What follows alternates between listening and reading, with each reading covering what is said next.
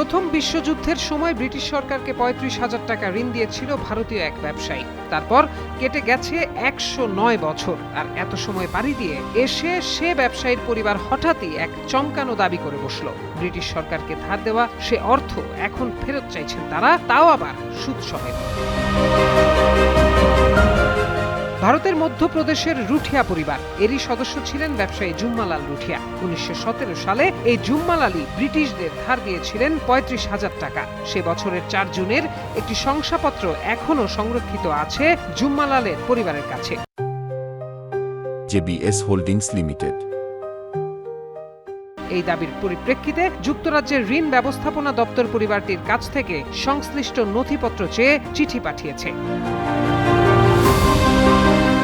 পরিবারের দাবি অনুযায়ী ১৯১৭ সালে প্রথম বিশ্বযুদ্ধে ব্রিটিশ বাহিনীর পক্ষে লড়াই করা ভারতীয় সৈন্যদের ভরণপোষণের জন্য তহবিল সংগ্রহ করছিল সরকার। সেই প্রেক্ষাপটে জুম্মালাল রুঠিয়া ভূপাল এজেন্সিতে কর্মরত একজন ব্রিটিশ কর্মকর্তার মাধ্যমে ওই অর্থ সরকারকে দিয়েছিলেন।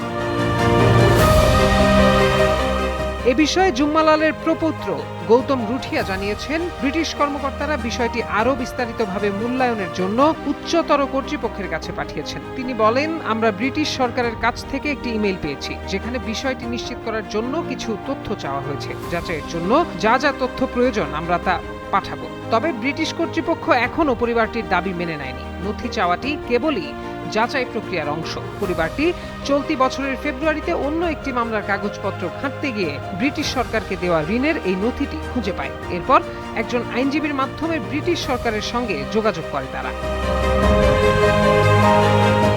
যুক্তরাজ্যের ডেটা ম্যানেজমেন্ট অফিস পরিবারটির কাছে পারিবারিক নথিপত্র, বংশতালিকা, পুরনো সনদপত্র, ঋণের পরিমাণ এবং সে সময়কার সংশ্লিষ্ট ফর্ম সম্পর্কে তথ্য চেয়েছে।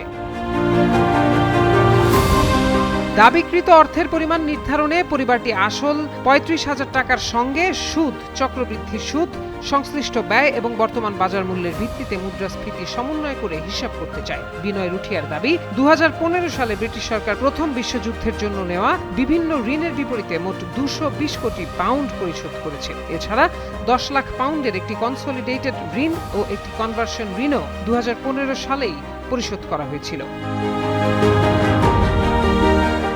ঋণ দেওয়ার প্রায় ২ দশক পর ১৯৩৭ সালে মারা যান জুম্মালাল রুঠিয়া। এর প্রায় ১০ বছর পর ১৯৪৭ সালে ব্রিটিশ সরকার ভারত ছেড়ে যায়। পরিবারের দাবি, এই অর্থ কখনো পরিশোধ বা নিষ্পত্তি করা হয়নি। প্রত্যয় দাস, যুগান্তর নিউজ।